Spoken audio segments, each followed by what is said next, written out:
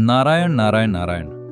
स्वामी रूपेश्वरानंद आश्रम में पिछले कई वर्षों से निरंतर राष्ट्र रक्षा, जन कल्याण के और सनातन धर्म के मूल का उद्घोष करती हुई अखंड यज्ञ अग्नि पर प्राकृतिक आपदा के रूप में आसुरी आक्रमण हुआ है, जिससे पूरा यज्ञ मंडप नष्ट हो गया।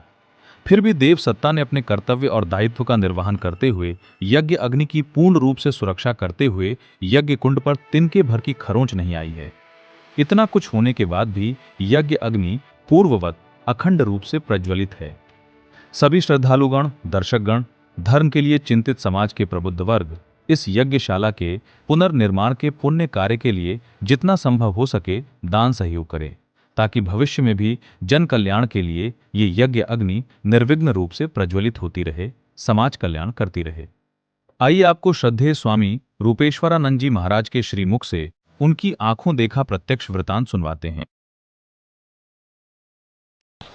नारायण नारायण नारायण। तो ये कल जो है यहाँ इतना आंधी और वर्षा, बिजली का ऐसा वातावरण हुआ कि यहाँ एक पीछे गुलर का सूखा हुआ पेड़ था, तो वो हवा के कारण, उस आंधी के कारण गिर गया इस यज्ञशाला के ऊपर।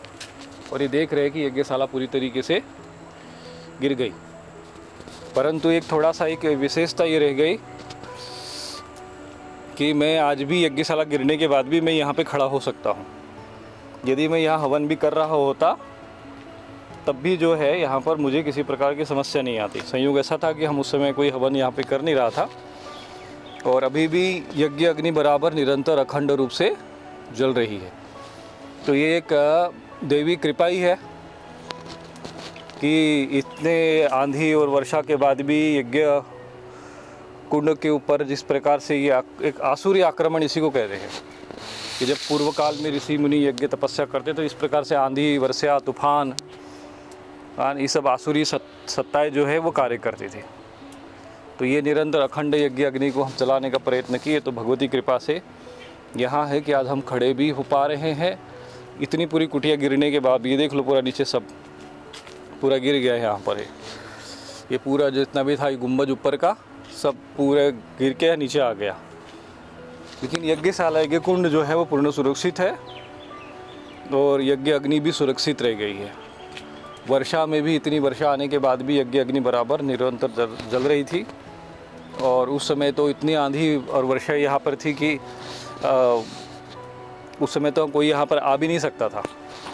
फिर भी उस परिस्थिति में भी यज्ञ अग्नि बराबर जलती रही और इस अखंड यज्ञ अग्नि के माध्यम से हजारों लाखों लोगों का कल्याण होता है, यज्ञ भस्म प्राप्त होती है। तो अब इसी यज्ञ कुंड का पुनर्निर्माण करने का दायित्व फिर हमारे ऊपर आ गया है। और अब जब भगवती की इच्छा हो ही गई है तो चल रहा है कार्य। आज तो इसको पूरा स्ट्रक्चर को हटाया जाएगा और एक टेम्परेरी इस पे स्ट्रक्चर बनाने के बाद यहाँ पर एक बड़ा विशाल यज्ञशाला पुनः जो है राजस्थान के पत्थरों के द्वारा कुछ अच्छे सुंदर यज्ञशाला बने। ऐसे मेरे मन में फिर प्रेरणा हुई कि चलो अब गिर गया तो गिर गया, लेकिन अब इससे भी सुंदर यहाँ पे यज्ञ अग्नि यज्ञशाला बननी चाहिए। ये अखंड यज्ञ अग्नि है और पता नहीं अनंत काल तक कब तक ये जलती रहेगी और जन समाज का वास्तविक कल्याण करती रहेगी। तो जिस प्रकार से ऋषि मुनि यज्ञ आदि करते रहते थे तो उसी प्रकार से यहाँ यज्ञ होते रहते। इतना बड़ा यज्ञ कुंड में भी किसी प्रकार की खरोच नहीं आई है कि उसकी मेखला टूट गई हो या ऐसा कुछ हो गया हो। ये पता नहीं कैसे मतलब गिरने के बाद भी देखो यहाँ पर हम लोग खड़े हैं और ऐसा का ऐसा ही है। अब ये स्ट्रक्चर तो हटाया जाएगा। तो इससे ये सिद्ध होता है कि देवी सत्ताएं जो है, असुर तो आक्रमण करते हैं पर देवी सत्ताएं भी अपना रक्षण करती है। अपना सहयोग प्रदान करें जितना संभव हो और एक भव्य यज्ञशाला का हम निर्माण करेंगे। तो इस प्रकार से ये अखंड यज्ञ अग्नि में एक अभी यज्ञशाला जो है श्रेष्ठ और व्यापक जो जन कल्याण के लिए एक सुंदर रूप में यज्ञशाला को बनाने का भी संकल्प करते हैं और उसमें जो भी श्रद्धालुगण हैं वो अपना अपना सहयोग करेंगे।